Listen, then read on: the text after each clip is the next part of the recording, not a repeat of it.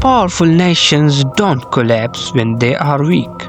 They collapse when they look invincible, when the economy still functions, when the military still dominates, when the flag still waves proudly. Collapse rarely begins with invasion. It begins with division, distraction, debt, and denial. And by the time people notice it, it's already too late. Today, we are not talking about ancient empires. We are talking about the pattern. And once you see this pattern, you will start noticing the signs everywhere. Stay until the end, because the final stage of collapse is the one no nation believes could ever happen to them. Powerful nations fall because they believe they cannot. Stability creates comfort, comfort creates complacency. Complacency blinds leadership and citizens alike. When institutions grow large and powerful, they stop adapting. They begin protecting their image instead of solving real problems. History shows this clearly. The strongest empires often collapse not from external enemies but from internal decay masked as progress. The system keeps running, the headlines stay optimistic, but beneath the surface, cracks begin to form. And cracks ignored long enough become fractures. Collapse rarely begins with chaos. It begins with imbalance. Wealth concentrates, debt expands, the middle class shrinks quietly.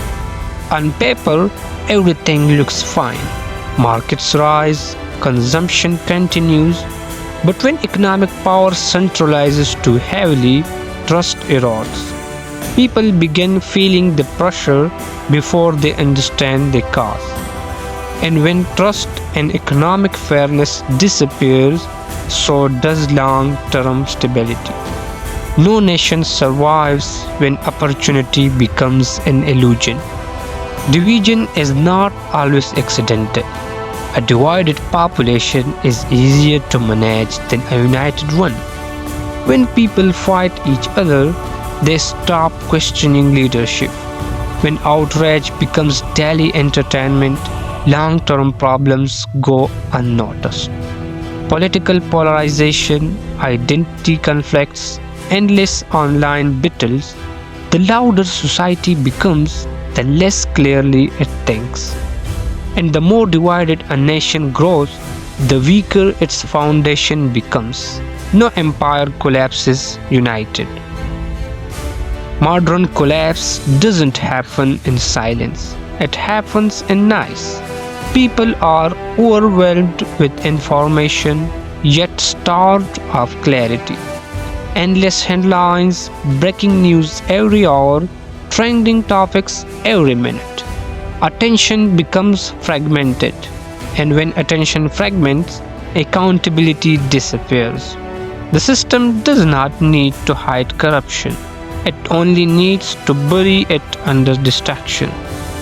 Trust is the invisible currency of a nation.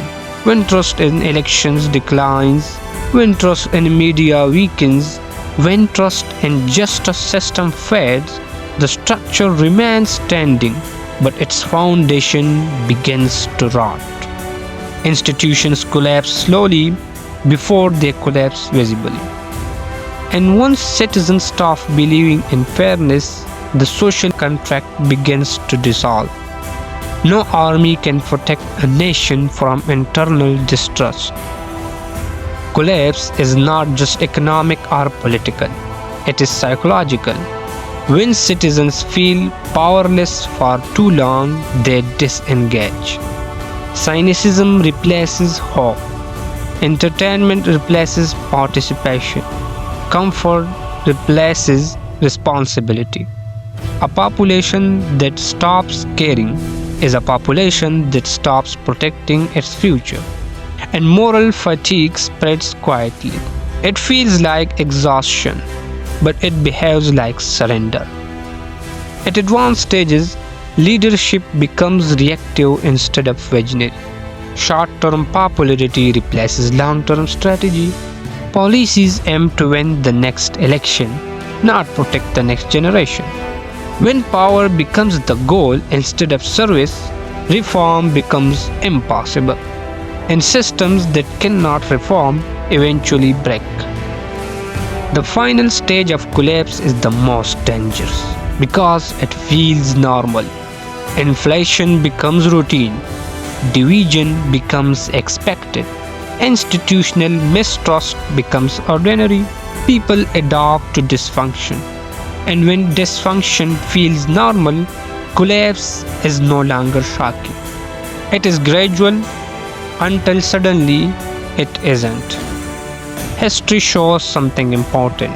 Collapse is not inevitable, but it requires awareness, economic balance, institutional accountability, cultural unity, long term leadership. Nations fall from within when citizens believe collapse is impossible. The question is not whether powerful nations can collapse. History already answered that. The real question is, are we paying attention early enough? Thank you.